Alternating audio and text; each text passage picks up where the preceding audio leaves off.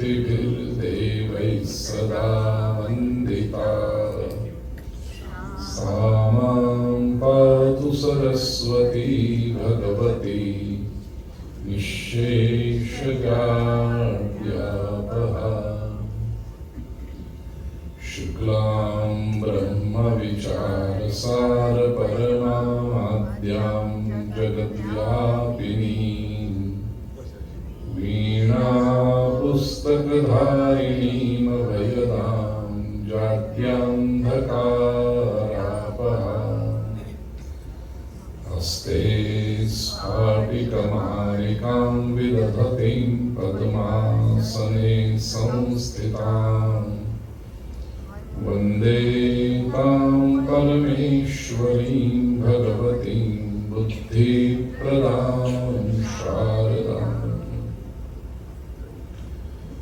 वसुदेवसुतं देवं कंसचाणूरमर्दनं देवकी परमानन्दं कृष्णं वन्दे जगद्गुरुम् गुरुर्ब्रह्मा गुरुर्विष्णु गुरुर्देवो महेश्वर गुरुसाक्षात् परब्रह्म तस्मै श्रीगुरवे नमः। नारायणं नमस्कृत्य नरं चैव नरोत्तमं देवीं सरस्वतीं व्यासं ततो जयमुदीरये। આપણે સૌ સાથે શ્રી મધુરાષ્ટકમનું પારાયણ કરીએ. અધરં મધુરં વદनं મધુરં નયनं મધુરં હસિतं મધુરં હૃદયં મધુરં ગમनं મધુરં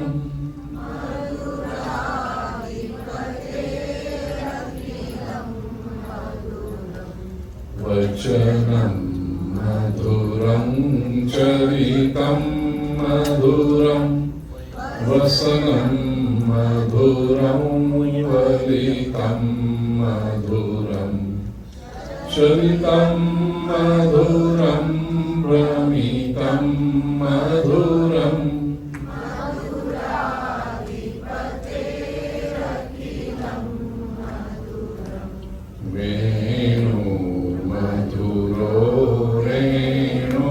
रेणुर्मधुरः पाणिर्मधुरः पादौ मधुरौ नृत्यं मधुरं सख्यं मधुरं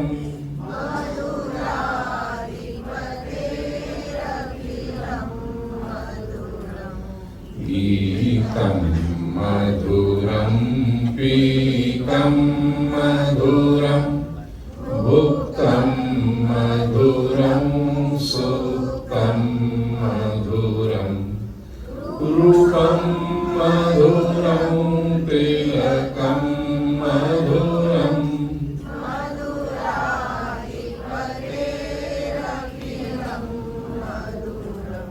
करणं मधुरं तरणं मधुरं हरणं मधुरं स्मरणं मधुरं वमितं मधुरं शमितं मधुरं मधुराधिपतेरखिलं मधुरं गुञ्जा मधुरा माला मधुरा यमुना मधुरा वीची मधुरा सलिलं मधुरं कमलं मधुरं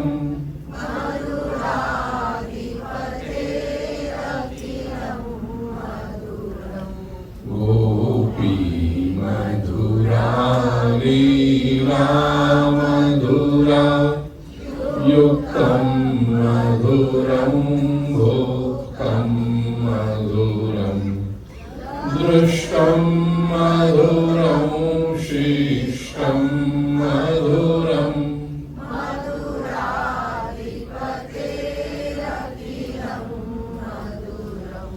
ગોપા મધુરા ગાવો મધુરા યષ્ટિર્મધુરા સૃષ્ટિર્મધુરા લલિતમ મધુરમ ફલિતમ મધુરમ મધુરાધિપતેરખિલમ મધુરમ મધુરાધિપતેરખિલમ મધુરમ મધુરાધિપતેરખિલમ મધુરમ. બોલીએ શ્રી કૃષ્ણ કનૈયા કી, શ્રી લક્ષ્મી નારાયણ દેવ કી, શ્રી ગોવર્ધન નાથ કી જય. શ્યામ સુંદર શ્રી યમુને મહારાણી કી જય. શ્રી વલ્લભાધીશ કી જય.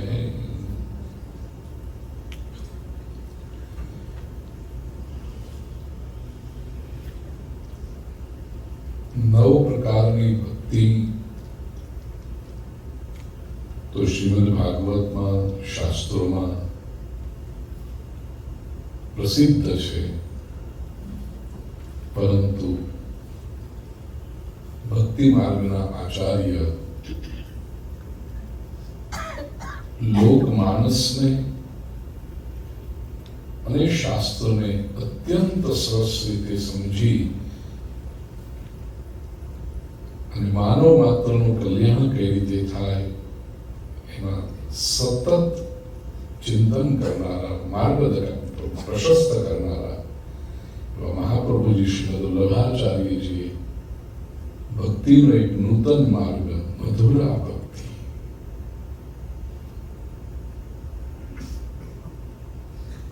એમાં મધુરાધિપતે જેનું સર્વસ્વ મધુર છે, ઈશ્વરથી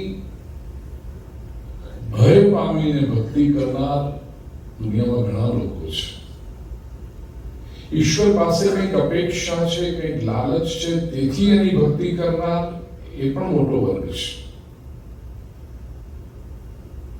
પણ નથી ભય, નથી કોઈ લાલચ, નથી કોઈ અપેક્ષા, કેવળ વિશુદ્ધ પ્રેમથી, અને એ પણ પ્રેમની અતિ ઉચ્ચ અવસ્થા. પહેલે દિવસે આપણે બહુ ઊંડાણપૂર્વક જ્યારે ચિંતન કર્યું ત્યારે નક્કી કર્યું તો અલગ અલગ પગથિયાં યાદ છે. પગથિયાં પૂછતો નથી, જોવા તો આ 7 શ્લોક કરવાના છે.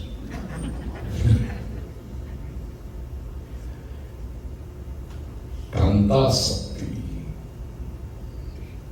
પતિ પત્નીનો ભાવ, જ્યાં બંને પક્ષે ઉત્કટતા છે એવી ભક્તિ પરમાત્માની કરી. અને એમાં જે માધુર્ય છે, એમાં જે સૌંદર્ય છે, એ માધુર્યના અધિપતિ એવા પરમાત્માનું સાક્ષાત દર્શન કરતા કરતા મહાપ્રભુજીના અંતઃકરણમાંથી જે ઉર્મી ગીત, જે ભાવગીત પ્રગટ થયું એનું અધ્યયન મધુરાષ્ટકમનું આપણે કરી રહ્યા છીએ.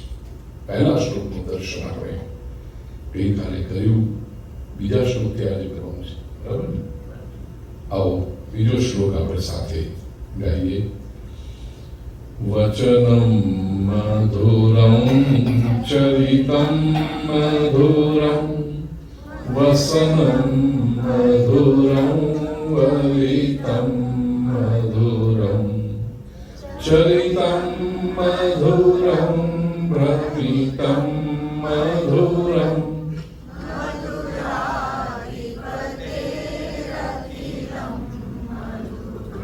શ્રી ઠાકોરજીના વચન મધુર છે.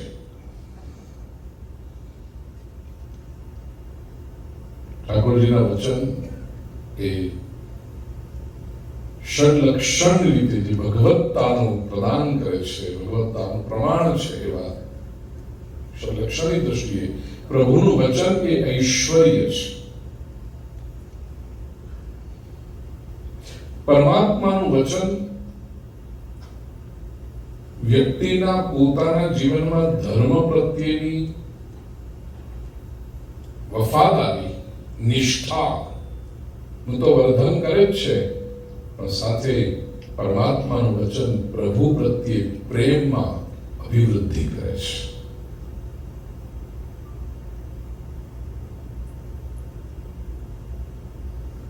પ્રભુ જ્યારે બાલ્યાવસ્થામાં છે ત્યારે એમની કાલી ઘેલી બોલી સાંભળી અને નંદ યશોદા તો પ્રસન્ન થાય, પણ ગોપીઓ એટલી પ્રસન્ન થાય છે. બાળ સખાઓને એટલો આનંદ થાય છે. પરમાત્માની અત્યંત દિવ્ય લીલાઓમાંની એક, it is the most important, most precious લીલા, અને એટ ધ સેમ ટાઈમ કહેવું પડે કે મોસ્ટ મિસઅન્ડરસ્ટુડ લીલા એ રાસલીલા છે. એટલી દિવ્ય, મોટા ભાગના લોકોને એમ જ છે બસ રાસ એટલે યમુના તટે જૈન ગોપીઓ સાથે નાચ્યા. નૃત્ય નથી, અલૌકિક લીલા છે રાસ, દિવ્ય લીલા છે.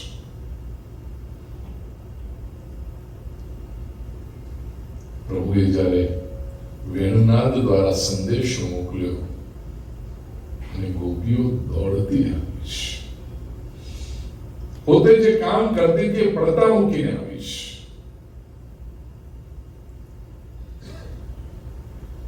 બોલાવ્યા પણ ખરા, એ તો વચન મધુર બધાને લાગે, પણ ગોપીઓ જ્યારે પ્રભુની સમ્મુખ પહોંચ્યા ને નજીક, પછી એ જ પ્રભુ ગોપીઓને કહે છે કે હવે પાછા જાઓ.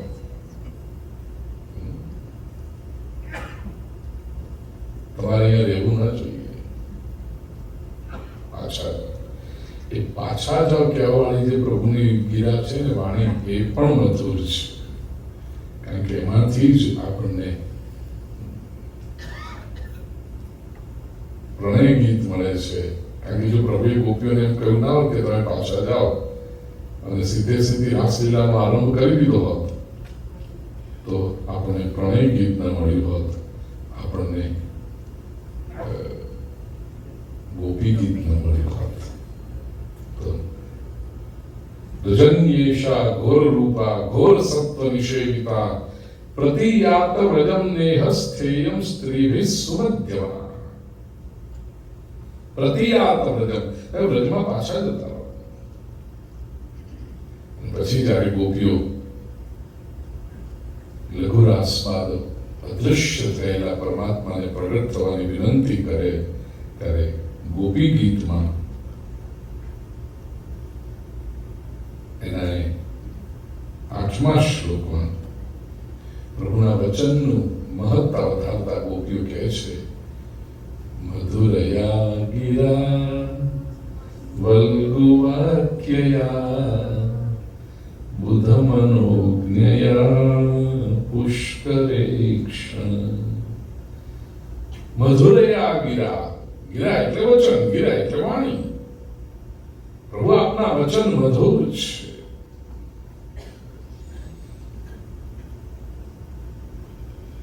ખરેખર જુઓ તો પરમાત્માના વચન જ વેદ સમાન છે. યસ્ય વિશ્વસિતમ વેદા.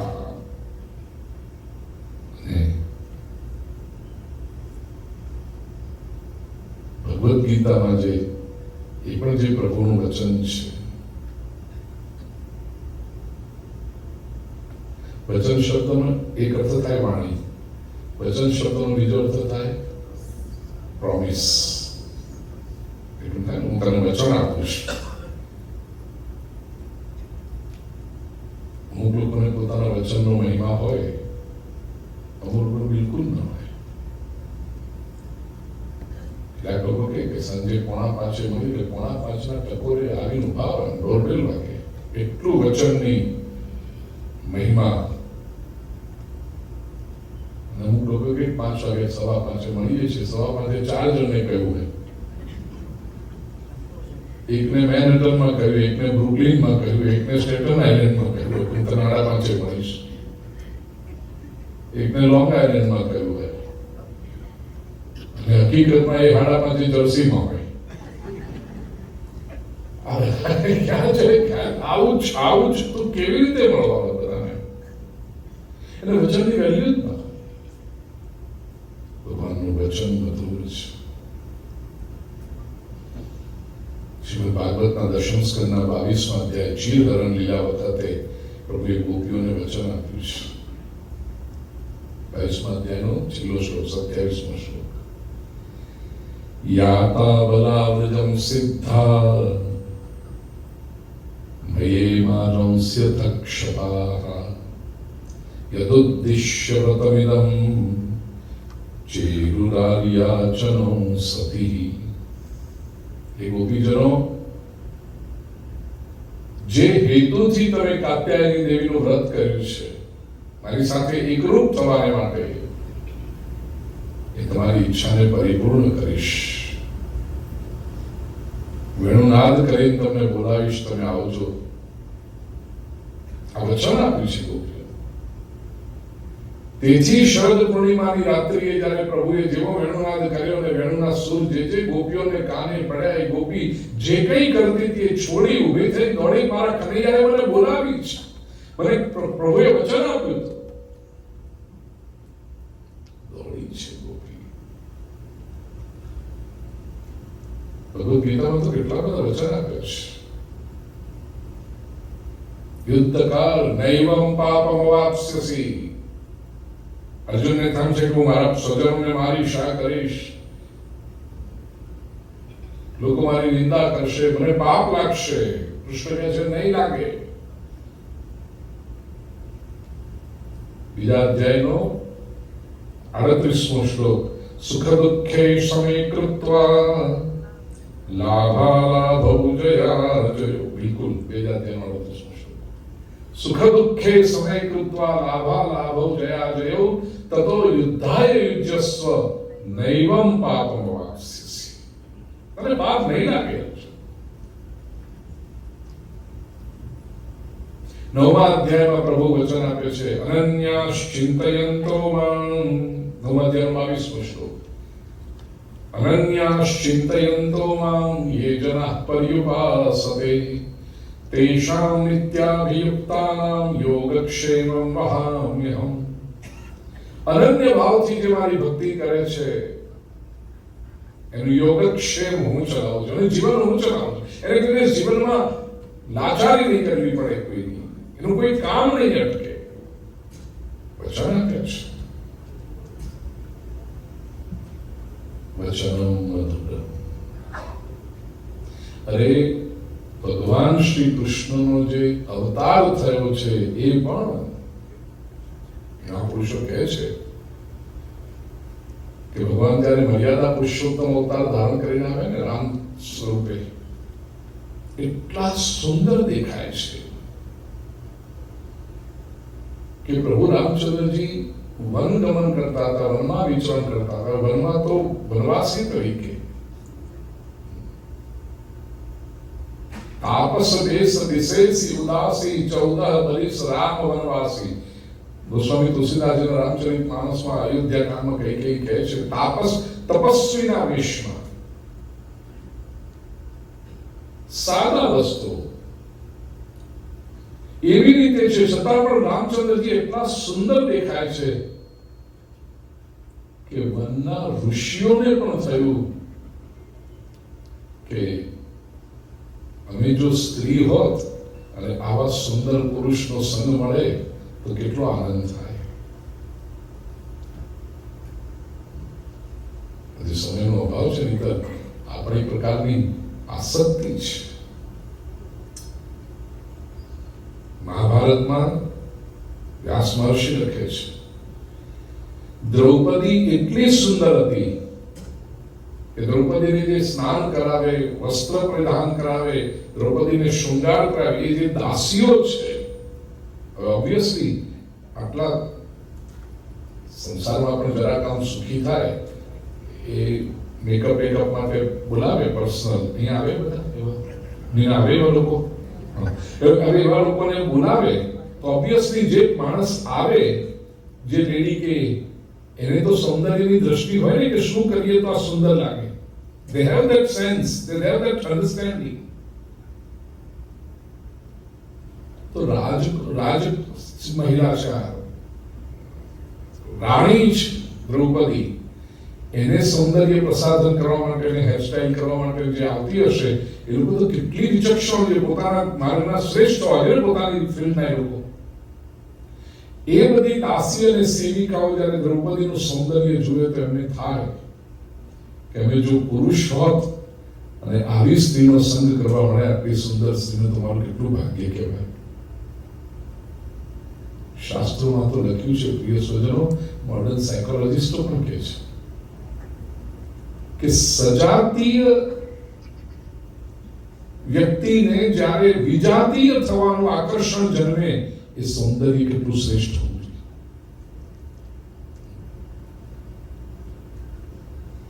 આજના જમાનામાં લોકો જયારે સજાતીય આકર્ષણોની વાતો કરે છે, એ ક્ષેત્રમાં આપણે જવું નથી, પણ સજાતીયને જ્યારે વિજાતીય થઈ અને આકર્ષણ ઊભું થાય. જુઓ, રામચંદ્રજી પુરુષ છે, ઋષિઓ પુરુષ દેહધારી છે, પણ એ ઋષિઓને સ્ત્રી થવાનું મન થાય છે રામજી જેવો પુરુષ મળે તો. અને મહાભારતમાં દ્રૌપદી સ્ત્રી છે, પેલી દાસીઓ પણ સ્ત્રી છે, પણ એ દાસીઓને પુરુષ થવાનું મન થાય છે દ્રૌપદીનું સૌંદર્ય જોઈ. આ સૌંદર્ય કેટલું વિલક્ષણ છે. તો એ જે ઋષિમુનિઓને થયું, એ ઋષિઓ ગોપિકાઓ થઈ છે, ગોપીઓ બનીને આવી છે, અને મર્યાદા પુરુષોત્તમ હવે પૂર્ણ પુરુષોત્તમ બનીને આવે છે. રામચંદ્રજીએ ઋષિઓને વચન આપ્યું હતું કે આ મર્યાદા અવતારમાં છું ત્યારે તો શક્ય નથી, પણ પૂર્ણ અવતાર ધારણ કરીશ ત્યારે બધાની ઈચ્છાઓ પરિપૂર્ણ કરવાની છે. આ વચન આપ્યું. વચનમ મધુરમ. ગોપીઓ કોઈ સામાન્ય સ્ત્રીઓ નથી, આમ ઘેલાકાર એવી સ્ત્રીઓ નથી, ઋષિઓ છે, વેદની ઋચાઓ છે ગોપીઓ. વચનમ મધુરમ ચરિતમ મધુરમ. પરમાત્માના ચરિત્રો મંગલકારક છે. એટલે તો બધા શાસ્ત્રોમાં ભગવત કથા શ્રવણને જીવનું પરિવર્તન કરનારું બહુ સબળ સાધન બન્યું છે. કારણ માણસ જે સાંભળે એવો થાય. પ્રભુના દિવ્ય ચરિત્રોનું શ્રવણ સતત કરતો રહે, વારંવાર કરતો રહે, એનો સ્વાધ્યાય કરતો રહે, સત્સંગ કરતો રહે, તો મન પર એની અસર અવશ્ય થાય છે. એના જેવા બનવાનું મન થાય છે.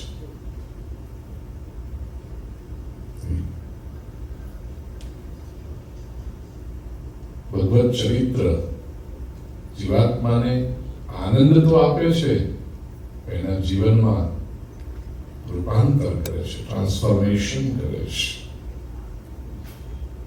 પછી બાળ ચરિત્ર હોય, રૂના યુવા અવસ્થાના ચરિત્રો હોય, કોઈ પણ, અને અનેક ચરિત્રો પ્રગટ કરીને પરમાત્માએ ભક્તોની પ્રભુ પ્રત્યેની જે પ્રીતિ છે એમાં નિરંતર ઉમેરો કર્યો છે.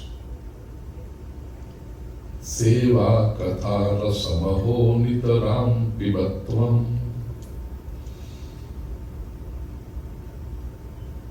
શ્રીમદ ભાગવતનું મહાત્મ્ય જે પદ્મપુરાણમાં છે, એ મહાત્મ્યમાં આ કહ્યું, સેવા કથા રસમહો નિતરામ પિબત્વમ. ભગવાનના ચરિત્રોની કથાનું જેટલું શ્રવણ કરીએ ને એટલો સેવામાં આનંદ આવે છે, અને સેવામાં જેટલી એકાગ્રતા હોય એટલી ભગવત ચરિત્ર શ્રવણ કરવાની ઉત્સુકતા, જિજ્ઞાસા વધે છે. ચરિતમ મધુરમ વસનમ મધુરમ. વસન એટલે વસ્ત્ર. ઠાકોરજીના વસ્ત્રો બહુ સરસ છે. પ્રભુએ જે બાલ્યાવસ્થામાં વ્રજલીલા કરી છે એ વખતે પ્રભુ બહુ સાદા વસ્ત્રોમાં રહ્યા છે, ગ્વાલ તરીકે રહ્યા છે. સરસ મજાના પિતાંબર અને મૂલ્યવાન વસ્ત્રો તો જયારે દ્વારિકાધીશ બન્યા ત્યારે વાત જુદી, પણ બાલ્યાવસ્થામાં તો ખૂબ સારા. જે બધા બાલ સખાઓ પહેરતા એ જ ઠાકોરજીએ પણ ધારણ કર્યું છે. હમણાં જ બાલ્ટીમોરની કથામાં કહેતો હતો કે બાલ્ટીમોરની હેરિસબર્ગથી આવતી વખતે પરિવાર શેખરભાઈ નિમિષાબેનના યંગ દીકરો ને દીકરી ડોક્ટર મેડિકલ સાયન્સમાં છે, દીકરો ફાઇનાન્સમાં ભણે છે. હું બેબુલજી મૂકવા માટે અમે આવીશું હેરિસબર્ગથી ન્યુયોર્ક.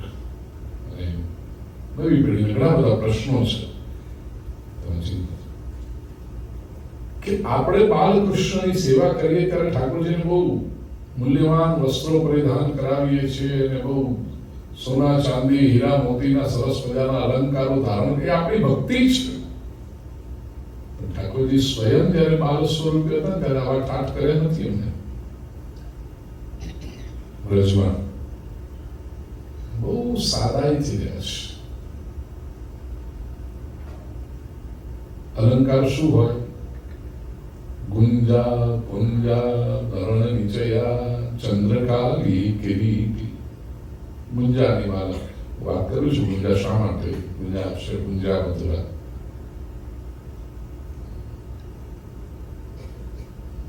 સાદું ઉપરનો બાંધી દીધો હોય, ગઈકાલે મેં જે કમાલબેન નવીબેનને બાંધ્યું એવી રીતે બાંધી દીધું હોય.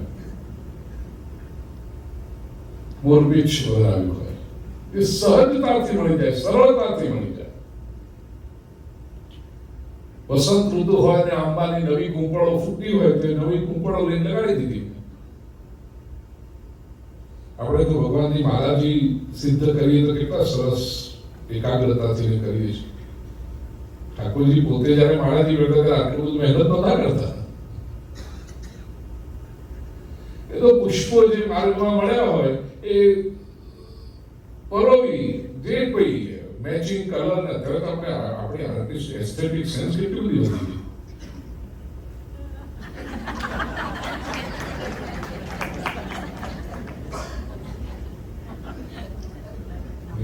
કોને કર્યું ચાલુ? પણ મને આંખમાં આવે છે.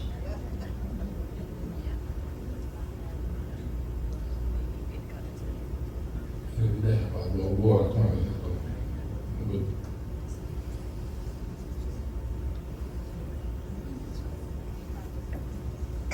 ક્યાંથી કર્યું કોઈ?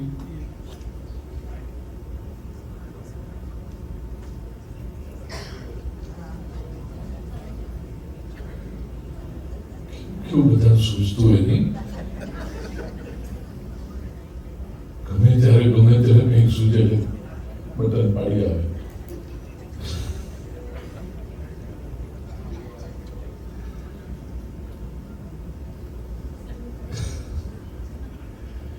શ્રી ગોવર્ધનનાથ કી.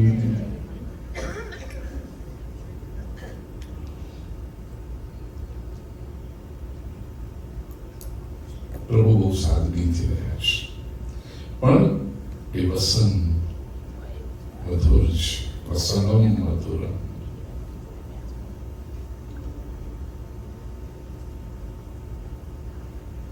એક સાધકે પ્રશ્ન પૂછ્યો વખતે ઠાકોરજી પિતાંબર કેમ ધારણ કરે છે? કેટલા જાતના સરસ સરસ કલર્સ હોય છે. પ્રભુને પિતાંબર જ કેમ ગમે? બીજા રંગ પહેરે છે પણ પ્રભુને પ્રિય છે તે પિતાંબર છે, પીળું વસ્ત્ર. અનેક કારણો છે. સાયન્સનો સ્ટુડન્ટ રહ્યો છું. સાયન્સનો સ્ટુડન્ટ એ આમાંથી ઘણા લોકો ડોક્ટર્સ છે, સાયન્સના સ્ટુડન્ટ. અર્થ છે ને, સિલિકોન ડાયોક્સાઇડ, રેતી, માટી, એને તમે પ્લેટિનમ ટેસ્ટ કરો એટલે રોડમાં આપણે કરતા થોડી ફ્લેમ ટેસ્ટ. હા, ના ફ્લેમ ટેસ્ટ કરો તો એ પ્લેટિનમનો રોડ હોય ને એના ઉપર અમલી થોડું ગરમ કરવાનું. કેમિસ્ટ્રી જેવું મળે ને અમને સોલ્ટ આપે પરીક્ષા એવી કોઈ પણ રેન્ડમ સોલ્ટ આપે અને અમારે શોધી કાઢવાનું કે આ સોલ્ટ કયો છે. એટલે અલગ કેમિકલ એનાલિસિસ કરીને ટેસ્ટ ટ્રાય બધી કે આવું થાય તો આ કહો આ હોય કોપર સલ્ફેટ છે કે સોડિયમ ક્લોરાઇડ તો મીઠું તરત ખબર પડી જાય. આવા અનેક જાતના આપ્યા હોય છે. એમોનિયમ નાઇટ્રેટ હોય. તેમાં સિલિકોન જે છે એની ફ્લેમ ટેસ્ટ કરીએ ને તો યલો આવે. અમે નજરે જોયેલું છે. તાત્વિક અર્થ જો આધુનિક યંગ લોકોને જો સમજાવવું હોય પરમાત્મા નિર્ગુણ નિરંજન નિરાકાર છે પણ નિર્ગુણ નિરંજન નિરાકાર અત્ર તત્ર સર્વત્ર વ્યાપ્ત એવું ઈશ્વર તત્વ જ્યારે સગુણ સાકાર નરાકાર થાય છે પૃથ્વી તત્વ ધારણ કરીને આવે ત્યારે એ પીળો રંગ કારણ કે પીતાંબર એ પ્રભુને એટલા માટે પ્રિય છે. નિર્ગુણ જ્યારે સગુણ બને અદ્રશ્ય જ્યારે દ્રશ્યમાન બને ત્યારે પહેલો રંગ પીળો છે. પણ ભક્તિ માર્ગની દ્રષ્ટિએ જો કેવું હોય ઠાકોરજીને પીળું પીતાંબર પ્રભુ એટલા માટે ધારણ કરે છે. ઠાકોરજી શ્રી અંગે કૃષ્ણ વર્ણ છે. અનેક વાર કહ્યું છે કૃષ્ણ એ કાળો નહીં. કૃષ્ણ એટલે સ્કાય બ્લુ.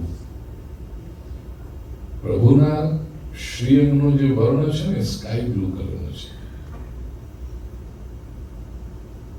ક્યારેક વેધર બહુ સારું હોય આકાશમાં એક પણ વાદળ ના હોય અને તમે જે ક્લીન બ્લુ સ્કાય જુઓ ને એ ઠાકોરજીના શ્રી અંગનો વર્ણ છે. એ અનંતતાનું પ્રતીક છે. એ અનંત જ્યારે શાંત એટલે શરીર ધારણ કરીને આવે ત્યારે એ દ્રશ્યમાન થાય. શ્યામ વર્ણ એ જે સ્કાય બ્લુ વર્ણ છે અનંત. આકાશમાં કે કોઈ બ્લુ ચાદર બાંધી નથી પણ એ આકાશ એન્ડલેસ છે અને કોઈ પણ વસ્તુ જ્યારે એન્ડલેસ હોય ત્યારે ઇટ અપિયર્સ બ્લુ. સરોવરમાં પણ તમે જાઓ ક્રુઝમાં જો તમે ગયા હો તો જ્યારે when you are on high seas ત્યારે the ocean looks blue. કેમ? કારણ કે એટલો બધો ડીપ છે અંદર એટલે વોટર લુક્સ બ્લુ કારણ અનંત છે.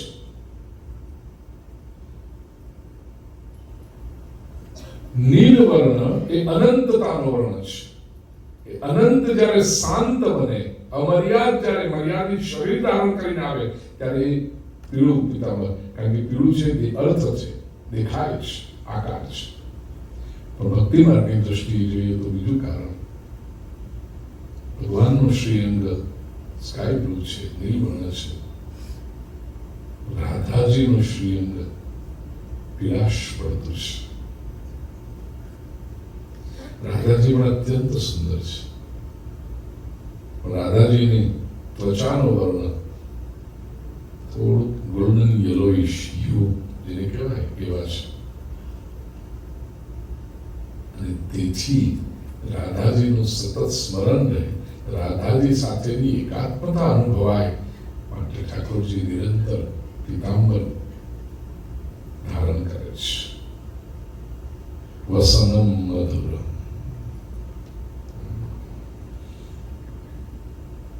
વલિતમ મધુરમ. વલિત લિટરલ મીનિંગ કહું ગુજરાતીમાં વલિત એટલે વળેલું અંગભંગી ત્રિભંગી જે ઠાકોરજીની મુદ્રા છે. પ્રભુને ચરણ વક્ર છે કમરથી વક્ર છે અને વેણુનાદ કરે ત્યારે ડોકથી પણ વક્ર છે. મારા વૃંદાવનના સંતો એવા મહાપુરુષો જે ક્યારેય વૃંદાવન છોડીને બહાર જતા નથી. कान्हा की भूमि में आ गए अब इसे छोड़कर कहाँ जाए.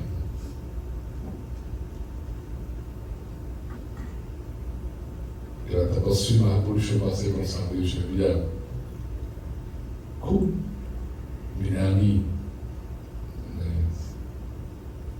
ब्रज के नंद बाबा के रूप में उनकी प्रतिष्ठा है। अत्यंत आदरणीय, उम्र में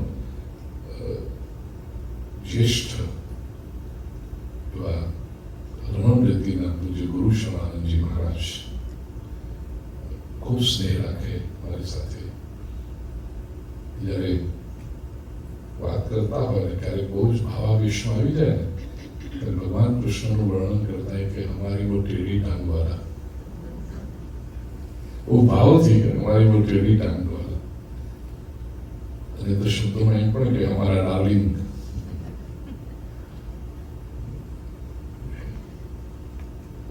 જ્ઞાની પણ પુષ્કળ,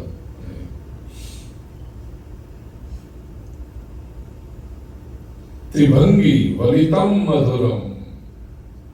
प्रभु કેમ ભક્તને એ રોકી રાખે છે એવી પ્રભુની જે અંગભંગી છે। એક વખત એ પ્રભુના સ્વરૂપના તમે દર્શન કરો પછી ત્યાંથી નજર જલ્દી હટતી નથી। વલિતમ મધુરમ,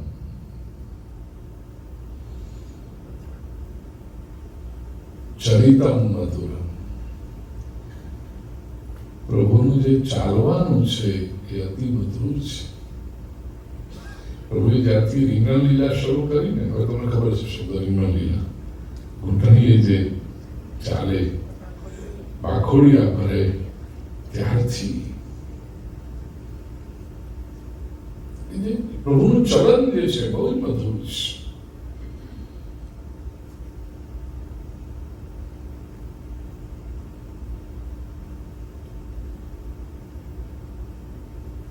લતા મંગેશકર, મને લાગે રચના ગોસ્વામી તુલસીદાસની છે, અને લતા મંગેશકરે ગાયેલું ઠુમક ચલત રામચંદ્ર બાજત કંજન, કેટલું સુંદર। એ પ્રભુનું જે ચલન છે ખૂબ સરસ છે। આચાર્યોનું દર્શન થયું કે પ્રભુ જયારે ઘૂંટણીએ ચાલતા હોય ને ત્યારે ઘૂંટણમાં કોને ખબર કેટલા અસુરોને રગદોળી દેતા હશે। લીલા મધુર છે। પછી ધીરે ધીરે નટખટ તો પહેલેથી આંગણમાં યશોદા મૈયાએ પધરાવ્યા હોય, સ્નાન કરી, સુંદર વસ્ત્ર પરિધાન કરી, વાંકડિયાળા કેશ નિયમ ચોટલી જેવું વાળી આંગણમાં પધરાવ્યા હોય, અને કોઈ વાછરડું જતું હોય ને, આમ પાંખોડિયા ભરતા હોય પણ વાછરડું જતું હોય તેનું પૂંછડું પકડી લે, એટલે વાછરડું સ્વાભાવિક છે કે દોડવા માંડે, પૂંછડું છોડે નહીં, એ વાછરડાની પાછળ ઘસડાય। પછી વચ્ચે ક્યાંક કીચડ આવે, માટી આવે, એમાં પડે, પછી વાછરડું પડ્યું, પછી વાછરડું કીચડ વાળું પૂછું જાય, પછી હાથમાં રહે નહીં, સરકી જાય, વાછરડું તો જતું રહે, પણ આ બિરાજ્યા હોય। અને યશોદાજી શોધતા શોધતા હવે ક્યાં ગયો મારો કનૈયો, ક્યાં ગયો?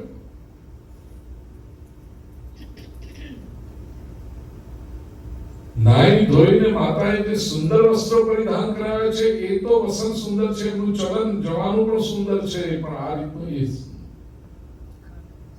પ્રભુની પ્રત્યેક લીલા મધુર છે। મથુરામાં જયારે જાય, નગર ભ્રમણ કરવા નીકળે, ધનુષ્ય યજ્ઞ માટે રાખેલું ધનુષ્ય તોડી નાખ, એ પણ જ્યાં પેલો ધોબી મળે, દરજી મળે, કુબજા મળે, આકર્ષિત થાય છે। પ્રભુનું ચરિતમ મધુરમ। ચરિત્રની વાત કરું ત્યારે મને એક દ્રશ્ય ખૂબ યાદ આવે। મહાભારતના યુદ્ધમાં પ્રથમ દિવસે અર્જુનને મોહાશક્તિ આવી કે મારે નથી લડવું સ્વજનો સાથે। ભગવાને ગીતાનો ઉપદેશ કરીને યુદ્ધ માટે તૈયાર કર્યો। અર્જુને કહ્યું, પ્રભુ કરીશ્યે વચનં તવ, આપ જે કહો છો હું કરીશ। કહ્યું છે ખરું અર્જુને, પણ કર્યું નથી। વિશેષ કરીને જયારે ભીષ્મ પિતામહ સામે આવે યુદ્ધ માટે ત્યારે અર્જુન લડી શકતો નથી। આ તો દાદા છે, એના ખોળામાં હું રમ્યો છું, હું એમને કેવી રીતે મારી શકું? અને વિશ્વ તો એટલા ઉત્સાહથી યુદ્ધ કરતા હોય, એટલા શૌર્યથી યુદ્ધ કરતા હોય. સારથી તરીકે શ્રી કૃષ્ણ અર્જુનને પ્રેરણા આપે, ઉત્સાહ વધારે. અર્જુન લડ, અર્જુન તો યુદ્ધ કર. નથી કરતો. પ્રભુ લાગે છે કે જો આવી રીતે અર્જુન નહીં કરે બરાબર યુદ્ધ, તો ભીષ્મ પાંડવ સેનાનો કચ્છર ઘાણ કાઢી નાખશે. પ્રભુની તો ઈચ્છા છે કે ધર્મરાજ્યની સ્થાપના કરવાની, આપણે પાંડવોને નિમિત્ત બનાવ્યા છે. આક્રોશ આવે છે કૃષ્ણ કે આટલું કહું છું, અર્જુન તો લડતો નથી. અશ્વની લગામ મૂકી શ્રી કૃષ્ણ રથમાંથી નીચે ઉતરે છે અને કુરુક્ષેત્રના રણ મેદાન પર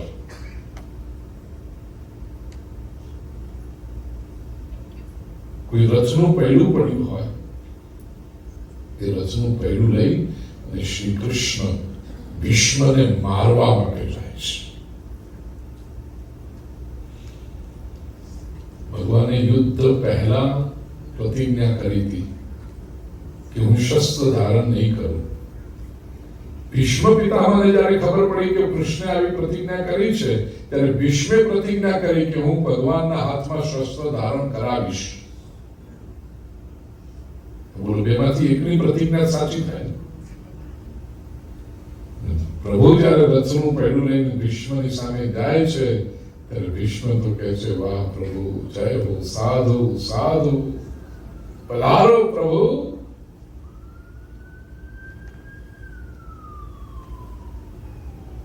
ભીષ્મ જ્યારે પ્રભુ સન્મુખ આવે ને, ત્યારે સ્તુતિ કરે છે. એમાં કહ્યું, સ્વનિગમમપહાય મત પ્રતિજ્ઞામૃતમ અધિકર્તુમ વક્લુતો રથસ્થ.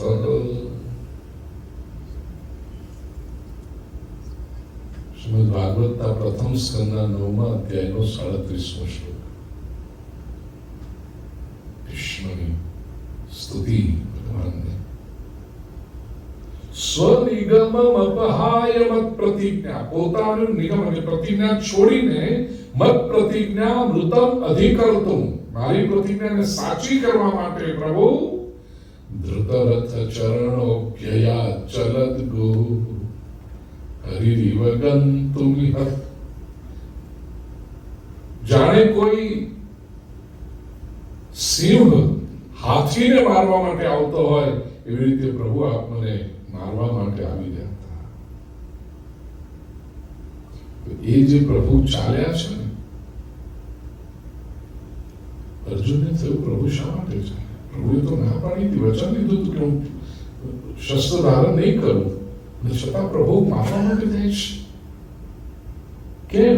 તરત અર્જુન બુદ્ધિશાળી છે, સમજાય ગયું, કારણ કે હું બરાબર યુદ્ધ કરતો નથી. હું જો બરાબર લડું તો પ્રભુને પરિશ્રમ ન લેવો પડે. એટલે અર્જુન રથમાંથી ઉતરી પ્રભુના ચરણ પકડી રોકે છે, પ્રભુ આપ અટકી જાઓ, પ્રભુ આપ અટકી જાઓ, પ્રભુ આપ આપની પ્રતિજ્ઞા તોડો નહીં, હું લડીશ બરાબર.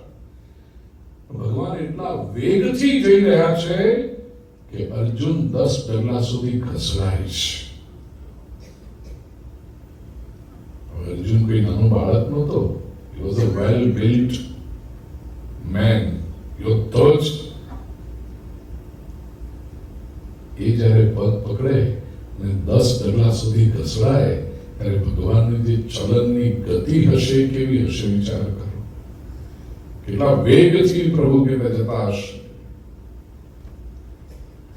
ભીષ્મ જ્યારે પ્રતિજ્ઞામાં કે પ્રભુ એ જે આપ આવ્યા હતા મારી સામે, એ દ્રશ્ય તો હું ભૂલી શકતો નથી. ચલિતમ મધુરમ.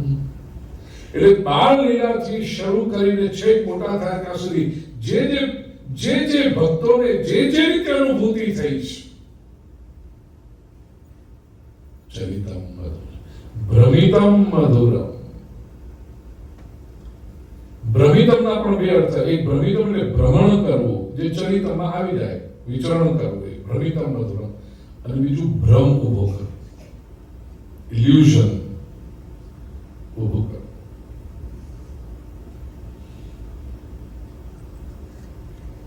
કોઈની પાછળ ભમવું ભ્રમિતમ, ઉદ્દેશ્યહીન, કોઈ લક્ષ્ય ન હોય એમ.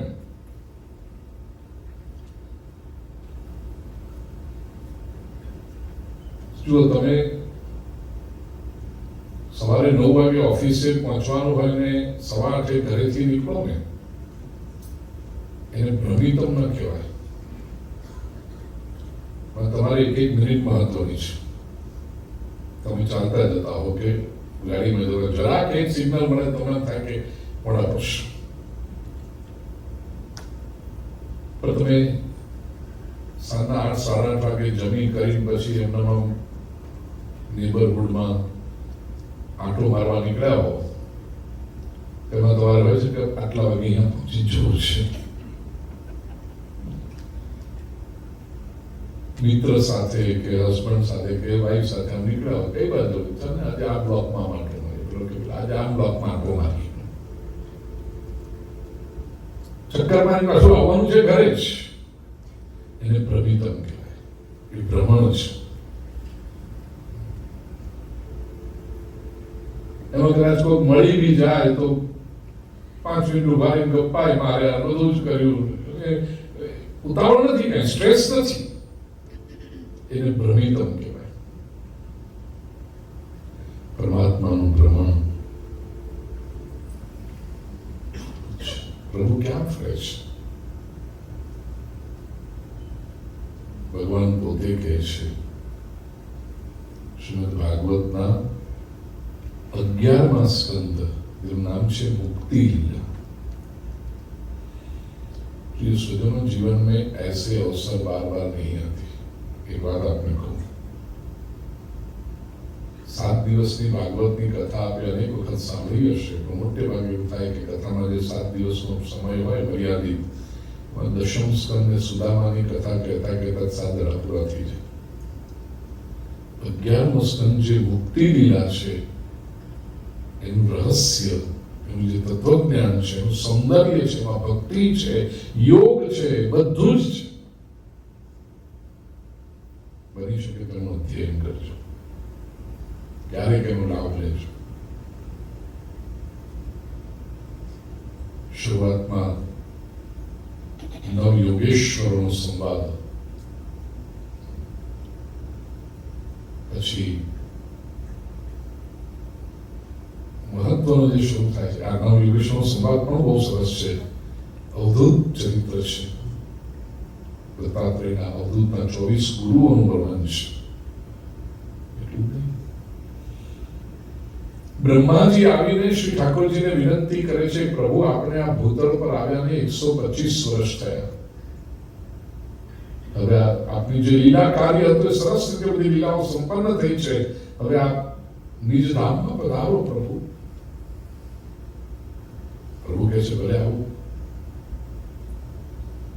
પ્રભુના બહુ જ નજીકના મિત્ર, નાનપણથી જે સાથે છે અને અત્યંત બુદ્ધિશાળી છે, ઉદ્ધવજી, એમને ખબર પડી કે પ્રભુ હવે લીલા સંવરણની તૈયારી કરી રહ્યા છે. ત્યારે ઉદ્ધવજી આવીને પ્રભુને પૂછે છે, પ્રભુ આપ જશો પછી અમારું કોણ?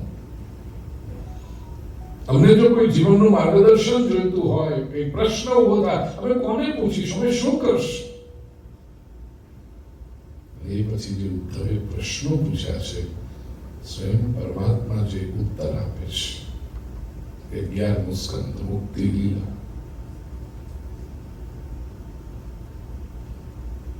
કહેવાય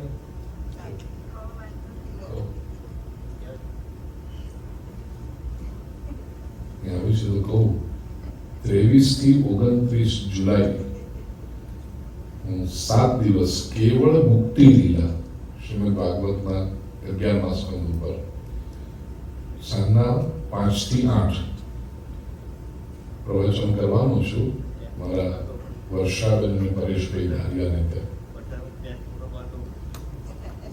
એટલે મેં પૂછી લીધું પહેલા કે કહું કે નહીં, પણ જેને એનો લાભ લેવો હોય મારા પરેશભાઈ અને વર્ષાબેનનો સંપર્ક કરે. તો એ મુક્તિ લીલામાં 14મા અધ્યાયમાં 15 અને 16મો શ્લોક ઠાકોરજી ઉદ્ધવજીને કહે છે કે હું કામ પ્રમાણ કરું છું. નિરપેક્ષમ મુનિમ શાંતમ નિર્વૈરમ સમદર્શનમ અનુવ્રજામ્યહમ નિત્યમ પૂયેયેત્યંઘ્રિરેણુભિ. જેમણે પોતાનું સર્વસ્વ મારામાં સમર્પણ કરી દીધું છે, અત્યંત સરળ નિષ્પાપ નિષ્કામ ભક્તો છે, એવા ભક્તો જ્યાં જતા હોય ને, શ્રી કૃષ્ણ કહે છે હું એમની પાછળ પાછળ ભ્રમણ કરું છું, એ ભક્તોની પાછળ પાછળ હું જાઉં છું. ઉદ્ધવજી પૂછે છે કેમ પ્રભુ એ ભક્તોની પાછળ પાછળ જાઓ છો? ઠાકોરજી જે બોલ્યા છે એ ભક્ત ચાલે, એ ભક્ત ચાલતા એની ચરણમાંથી જે રજ ઉડે એ રજ મારા પર પડે તો હું પવિત્ર થાઉં, એટલા માટે હું એ ભક્તોની પાછળ જાઉં છું.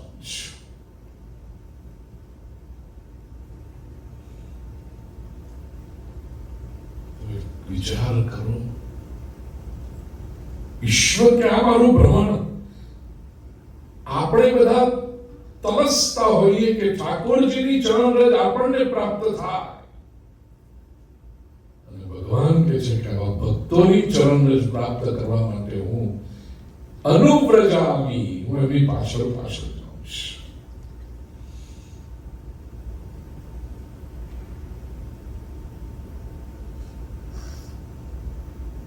કબીરજીનો બહુ પ્રસિદ્ધ દોહો છે, હું યાદ કરી રહ્યો છું, મને પહેલો શબ્દ યાદ નથી આવતો, પણ અમુક અમુક क्या करो जाओ जमुना के तीर, एक एक गोपी के चरण में लाख कबीर जैसे निछावर हो गए. कोઈને જો દોહા આવડે તો પ્લીઝ મને યાદ કરાવો કે એ ભક્તિ શું, આપણે શું ભક્તિ કરીએ છીએ. એક ગોપીની ભક્તિ છે અને એક એક ગોપીની પાછળ જે પ્રભુ ભ્રમણ કરતા હોય છે.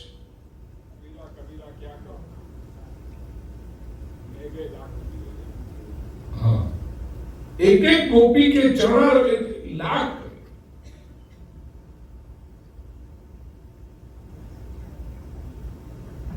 कबीर कबीर क्या कहो जाओ जमुना के तीर, एक एक गोपी के उसमें बह गए लाख कबीर.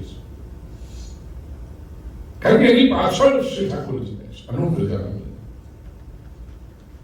એ ભ્રમણમ મધુરમ મધુરાધિપતે અખિલમ મધુરમ ભ્રમિતમ મધુરમ. પછી ત્રીજા શ્લોકમાં કહ્યું, આવો ત્રીજો શ્લોક બોલી, વેણુર્મધુરો રેણુર્મધુર પાણીર્મધુર નૃત્યમ મધુરમ સખ્યમ મધુરમ.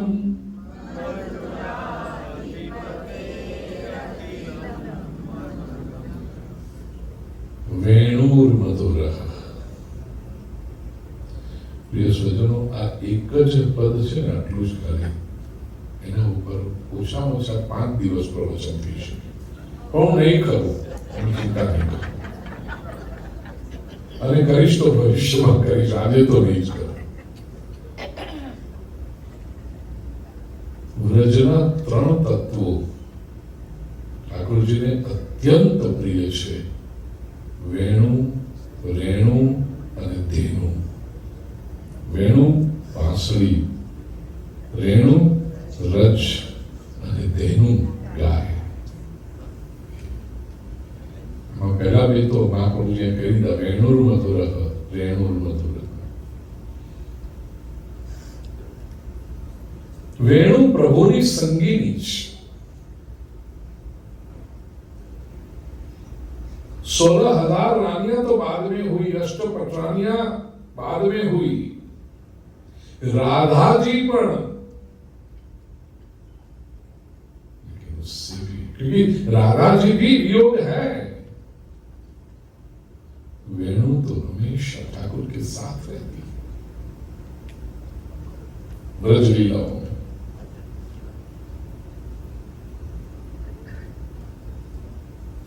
અને આ પ્રતીકો એટલાય થયા છે કે તમે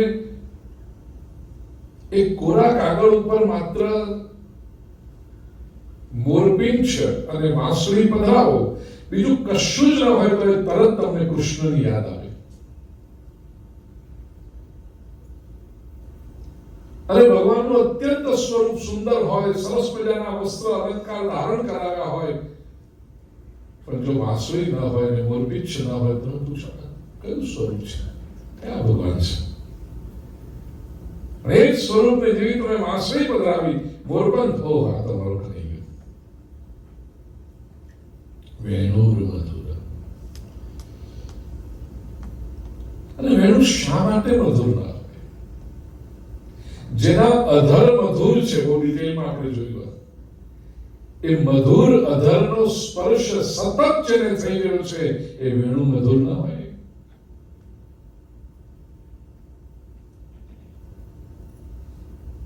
વેણુનાદ થી ગોપીજન એટલે ભક્તજન સાથે પરમાત્માનું ઐક્ય સિદ્ધ થાય છે. એક વાંસનો ટુકડો પરમાત્માએ ઉપાડ્યો અને એમાં પ્રાણ ભરી દીધા છે.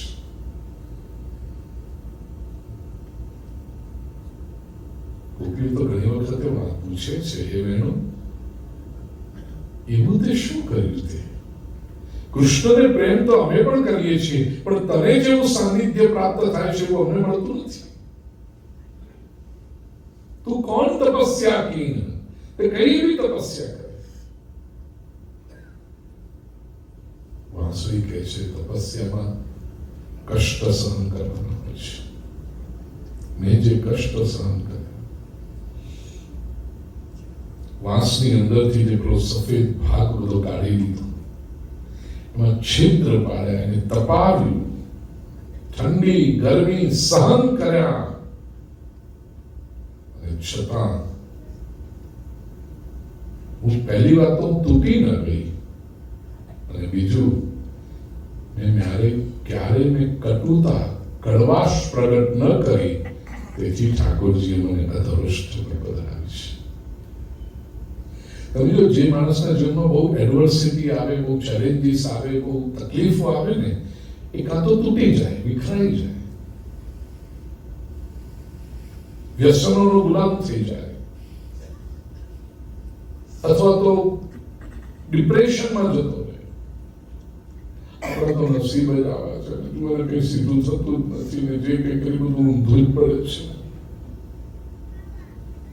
ડિપ્રેશનમાં જતો રહે માણસ, અથવા તો એના જીવનમાં કડવાશ આવી જાય, એના બીજા સાથેના કોઈ પણ, અને ખાસ કરીને જે સુખી સંપન્ન સારા લોકો હોય ને, એની સામે ખબર એને કેવી કડવાશ. એનો જ ભાઈ સમજો કે આગળ વધ્યો અને કોઈ આને પૂછે કે તારા ભાઈ ધંધો રાખો તો બહુ સારો ચાલે છે, એના બધા ધંધા અમને ખબર છે. શું ખબર તને નતા? કરને તને ખબર, તું એ કરે. કેટલી કડવાશ આવી ગઈ. આ કડવાશ કેમ આવી? સહન થતું નથી. એક જ બાપના બે દીકરા અમે, છતાં એટલો બધો આગળ વધી જાય, હું કેમ ના વધી શકું? વાંસળી કહે છે, મેં જીવનમાં ઘણી તકલીફો સહન કરી, પણ ન તો હું તૂટી ગઈ કે ન મારામાં કડવાશ આવી, તેથી પ્રભુએ મને અધરુષ્ટ ધારણ કર્યું છે. જે સાધક સંસારની વિપરીતતાઓ તો એક વાત છે, યાદ રાખજો, સાધના પથમાં પણ it's not a bed of roses. હરિનો માર્ગ છે શુરાનો નહીં, કાયરનું કામ જોને.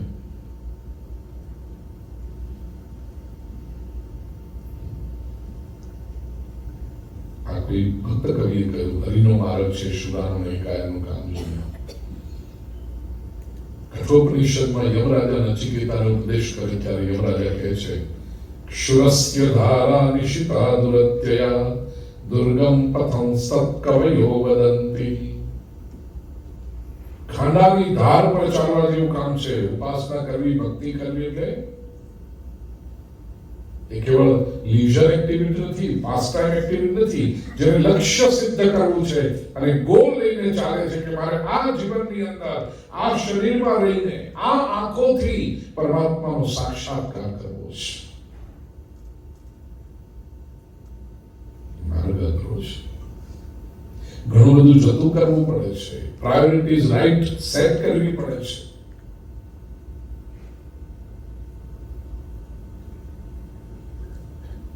તૂટી જઈને ન ચાલે, એડવર્સિટીઝથી મુશ્કેલીઓ તો આવે. વેણુ મધુર, અને એ વેણુ પછી માધુર્ય પ્રગટ થાય ત્યારે કેવળ ગોપીઓને કે વ્રજવાસીઓને આનંદ આપે છે એટલું નહીં, હજારો વર્ષ પછી આજે પણ ભક્તજનો એ વેણુ એટલી જ પ્રસન્નતા આપે છે.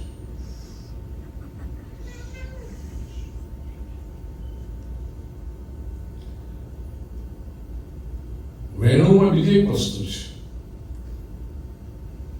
પરમાત્માનું આટલું સામીપ્ય પ્રાપ્ત થયું છે, પ્રભુ નરેન્દ્ર પોતાની હૃદય પાસે રાખે છે, અધરોષ્ઠ પર પધરાવે છે, છતાં વેણુમાં ક્યારેય અહંકાર આવતો નથી, ગુરુત્વ એટલે ભારે પણ આવતું નથી. એટલે સમાજમાં કોઈ મોટા લોકોની ઓળખાણ થાય ને તો સર્કલ જરાક સારું બની જાય, ઇન્ફ્લુએન્શિયલ લોકોનું, તો પેલો ઉપડે ઉપડાય નહીં. અમે તો કોંગ્રેસમેનને ઓળખીએ, અમે તો આને ઓળખીએ, અમે પેલાને ઓળખીએ, આપણા આના કોન્ટેક્ટ, આપણા પેલા ઇન્ડસ્ટ્રીયલ સાથે ઇન્ડિયામાં આટલા પોલિટિશિયનોને ઓળખીએ. એનું સામાન્ય માણસ આપણે જોઈએ નહીં. વેણુ સાક્ષાત ઠાકોરજીની આટલી સમીપ રહે છે, છતાં પણ ડાઉન ટુ અર્થ, સરળ, ભારેખમ થઈ ચૂકી નથી. તેથી વેણુ હતું તે સુજનો જેના જીવનમાં અહંકાર આવે ને, એ મોઢા ઉપર ભલે આમ ચાકલુસી ભર્યું બધું ગોઠવી બોલતા હોય, પણ એની અંદરની કડવાશ તો ખબર પડ્યા વગર રહેતી નથી. અને જે વ્યક્તિ સહજતાથી, સરળતા, ભલે ઈશ્વરે જેટલું મોટું સ્થાન આપ્યું હશે, પણ ડાઉન ટુ અર્થ થઈને સરળતાથી રહે છે, એના જીવનમાં, એના વ્યવહારમાં એક પ્રકારનું માધુર્ય છે. રેણુર મધુર, વ્રજની રેણુ મધુર છે. રજ, રેણુ શબ્દ થાય રજ. મહાપુરુષો કહે છે કે રજ એટલે રજો ભાવ છે, રજો ગુણ છે. સત્વ રજતમ ત્રણ ગુણ સાત્વિકતા વૈરાગ્ય તરફ લઈ જાય છે, તમો ગુણ સંસારમાં અધોગતિ કરાવે છે, રજો ગુણ વચ્ચે છે. અને આ રજની જે રજ છે ને, એ તો ઠાકોરજીના ચરણનો સ્પર્શ પામેલી રજ છે. એ તો ભક્તોને માટે ભવસાગર પાર કરાવનારી નૌકા સમાન છે. એ રેણુ મધુર. રેણુ આમ જુઓ ઇવન સાયન્ટિફિકલી તો શું છે, it is the minute part of the earth. રજનો એક એક કણ છે, એ નાનકડી પૃથ્વી છે કે નહીં, એ એને પરમાત્મા શ્રી કૃષ્ણ ચરણોની પ્રાપ્તિ થઈ છે, એને પ્રભુને જે પ્રભુ જેને પ્રેમ કરે છે એવી ગાયોની રજ થઈ છે, ગાયોના ચરણની પ્રાપ્તિ થઈ છે. વેણુ મધુર.